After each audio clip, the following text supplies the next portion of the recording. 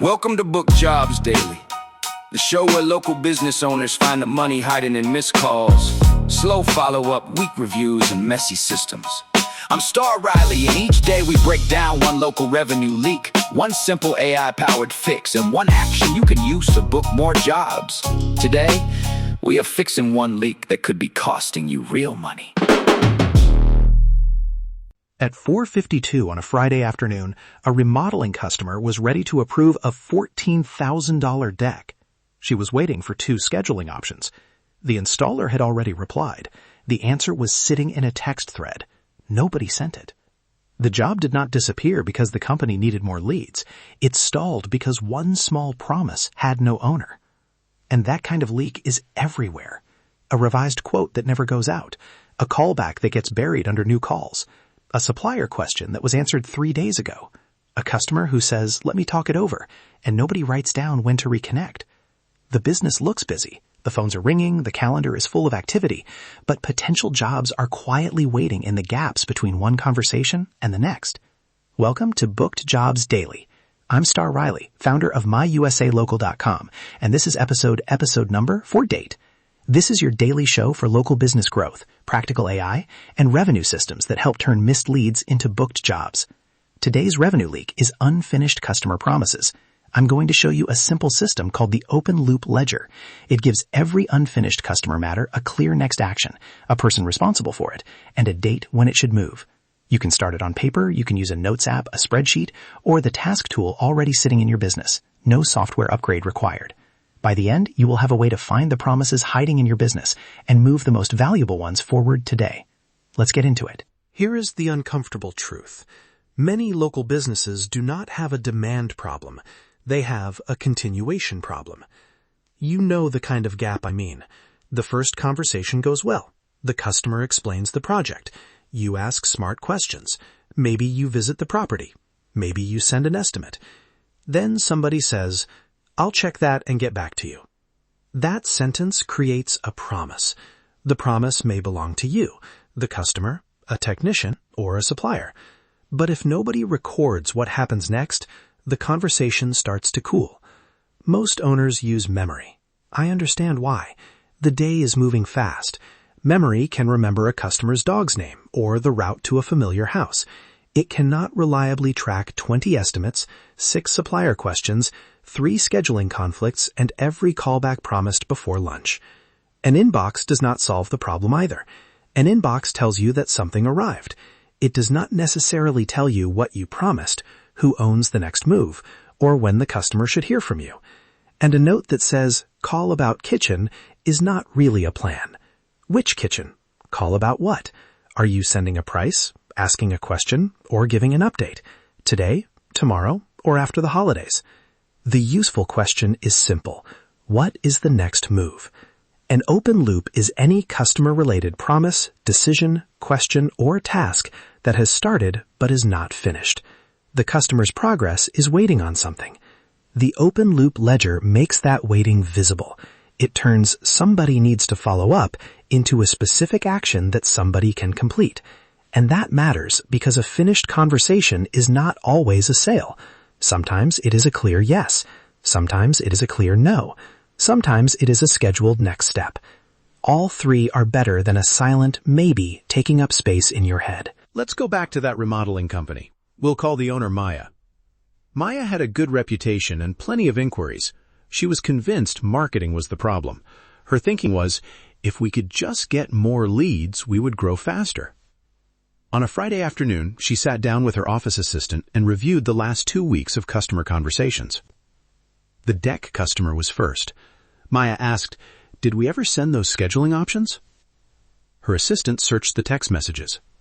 There was the installer's reply, Thursday afternoon or the following Monday. Maya stared at the screen. Wait, we already have the answer?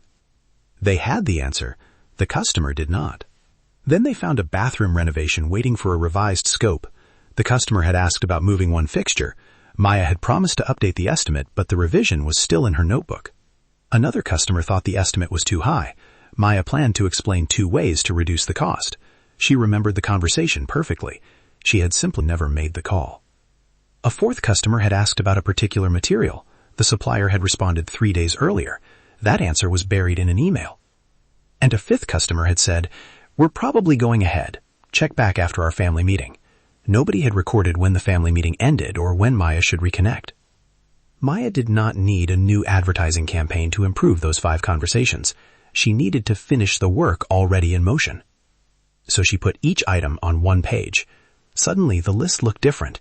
These were not vague chores. Each one was a bridge to a decision. The deck customer needed choices. The bathroom customer needed clarity. The price-sensitive customer needed options. The materials question needed an answer. The fifth customer needed a respectful checkpoint. Within a few days, 2 projects moved forward. One customer accepted the lower cost option after Maya explained it. The other 2 gave clear answers, including one no. That no helped too. It freed the team from carrying a mystery around for another month. A customer list with fewer haunted maybes is a surprisingly good management tool. Open whatever you already use. A blank page is fine. I'm going to put one example on it right now. Customer and job. Jordan, deck project. Exact open loop. Customer is waiting for 2 available installation dates. Next action and due date. Send Thursday and Monday options by 3 p.m. today. That is one row. Not follow up with Jordan. Not deck pending. Those phrases describe a cloud. The row tells you what to do and when to do it. The ledger has 3 required fields. First, customer and job. Use enough detail that you recognize the situation immediately. Lee, commercial cleaning proposal. Sam, HVAC replacement. Jordan, deck project. Your future self should not have to investigate your own note. Second, the exact open loop. Write what is unfinished in plain language. Waiting on the customer's choice between 2 cabinet options. Need to send the revised estimate without exterior trim. Promised a supplier update by Tuesday. Third, the next action and the due date. Begin with a verb. Call, text, email, confirm, send, review, ask, schedule, or decide. Waiting for permit is not an action you can perform. Call the permitting office Thursday morning, then update the customer by noon is a plan. You can add likely value and status if they help. Likely value is a rough estimate of the opportunity, not a promise of revenue. Status might be waiting on us, waiting on the customer, waiting on a supplier, scheduled, or closed. But keep the core system small. If entering a promise takes 5 minutes, people will skip it. The goal is not a beautiful database. The goal is to stop unfinished work from becoming invisible. Here is a useful rule for the whole team. Whenever someone says, "I'll get back to you," the person who owns that promise records it before moving on. If the customer needs to decide, record when you will respectfully check in. If your team owes the customer an answer, record when your team will act. Every open loop needs an owner, even if ownership is written in the note instead of a separate column. At any moment, one person should be able to answer what happens next and when. Once the loops are visible, a different problem appears. Which one deserves attention first? Here are 2 entries. One is a $20,000 installation waiting on a 10-minute scheduling answer. The customer has already said they want to move forward. The other is a $300 repair that needs a 40-minute estimate revision, and the customer has not indicated a deadline. I would usually move the installation first. High value, strong buying signal, small next action. One message could unlock a major decision. But now change the details. Suppose the $300 repair involves an urgent safety issue. That moves up immediately. Money matters, but urgency and customer impact matter too. So when you review your ledger, ask 3 questions. How much could this job be worth? How urgent is the customer's situation or decision? And how easy is the next action to complete? The best opportunities often sit where those 3 questions meet. A valuable job waiting on a simple answer is a strong candidate for today. A time-sensitive job may outrank a larger one, and a 1-minute update can be worth doing simply because it removes a blockage. Do not let the newest message win every time, and do not spend your whole morning clearing easy items while a valuable customer waits for a decision. Use 4 simple states: today, this week, waiting, and closed. Today means someone will move it before the workday ends. This week means it has a real date. Waiting means another person must act first, but you still have a follow-up date. Closed means the promise is complete, the customer has a clear next step, or the opportunity has been respectfully released. Then choose 3 actions. One that can create meaningful revenue, one that protects a relationship or deadline, one that is quick enough to remove mental clutter. 3, not 30. A ledger becomes useless when it turns into a parking lot for every unfinished thought. It has to point you toward movement. And when you finish an action, ask whether the loop is truly closed. If you sent a revised estimate, is the customer now deciding? If you asked a supplier a question, did you set a date to check again? Completion means the next state is clear. Now, how do you close a loop without sounding pushy? Make the message useful. Not just checking in. That phrase is not forbidden, but by itself it gives the customer nothing to respond to. Give an update, ask one clear question, or confirm the next checkpoint. For the material question, you could write, "Hi, I checked on the material you asked about. It is available and the current lead time is about 10 days. Would you like me to include it in the revised estimate?" That works because the customer gets information and one easy decision. For 2 project options, "Hi, I attached the 2 approaches we discussed. Option A keeps the scope leaner. Option B includes the additional finish work. Which direction would you like us to use for scheduling?" That is much easier to answer than, "Have you decided yet?" If you owe a revised estimate, own the delay. "Hi, I'm sorry I did not send this sooner. I revised the estimate to remove the exterior trim and added the updated total. I can answer questions today. Would you like me to reserve a Tuesday appointment until 4 o'clock tomorrow?" No elaborate excuse, no pressure disguised as urgency, just ownership, useful information, and a clear choice. If the customer asked you to reconnect after a personal decision, use the checkpoint you agreed on. "Hi, we discussed reconnecting after your meeting. I wanted to see whether you have questions about the proposal. If the timing has changed, that is completely fine. Would you prefer that I check back next month, or should I close this out for now?" That last option matters. Respectful follow-up gives the customer permission to say no.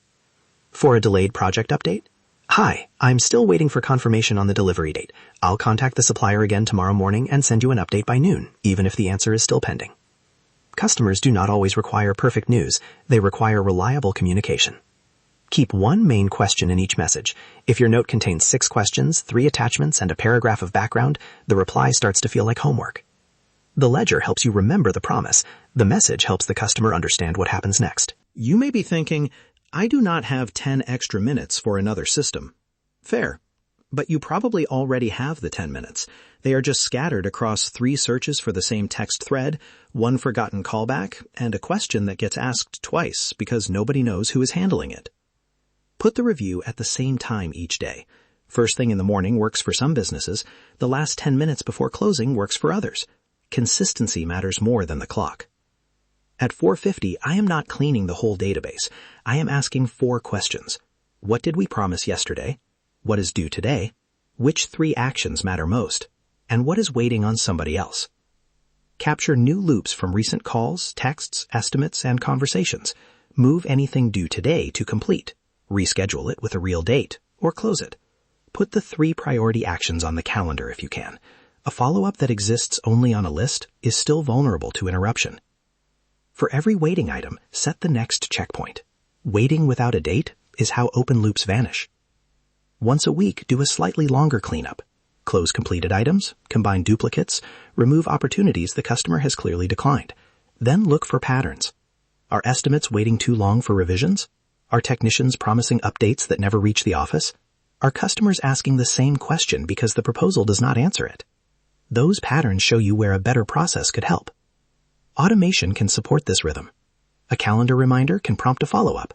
A form can create a ledger entry when an estimate is sent. Your customer system may create tasks automatically. Useful safeguards, yes. Replacements for judgment, no. An automatic reminder cannot decide whether the customer needs an update, an apology, a question, or a respectful closeout. That still requires a human who understands the situation. And if you use AI to draft messages, give it confirmed facts and ask for a short professional update, then review the result for accuracy, warmth, and timing. Never allow a tool to invent a price, delivery date, or promise. The simplest version is still enough. 3 fields, 10 minutes, 3 actions. Start there. Before the day ends, take a blank page or open the tool you already use. Find 10 unfinished customer matters. Do not rely on memory alone. Look through recent calls, messages, estimates, and notes. Include the small promises. They are often the first ones to disappear. For each one, write 3 things. Who is the customer and what is the job? What exactly is still open? What is the next action and when will it happen? Then choose 3. Complete one today. Schedule one for a specific time, and send one useful update that has been waiting longer than it should. That is your first open loop ledger. Not a complicated software project, not a new administrative burden. A visible place for unfinished promises and the next move attached to each one. A business becomes easier to run when fewer commitments live inside someone's head. Your team knows what is waiting. Your customers know what to expect. And you spend less energy wondering what you forgot. Join the Booked Jobs Daily email list to get a printable open-loop ledger template and future practical systems for recovering revenue from missed follow-up, unfinished estimates, and messy admin. That is the best first step. And if you want help finding the larger leaks in your customer journey, you can also book an AI opportunity audit. We'll uncover the gaps, show you the systems, and help you turn missed opportunities into booked jobs. Before you go, ask yourself one question. How many leads has your business missed this week? Missed calls, unanswered messages, old estimates, customers who never got a follow-up. That is hidden revenue, and that's exactly what we help you find. I'm Star Riley. Thanks for listening to Booked Jobs Daily.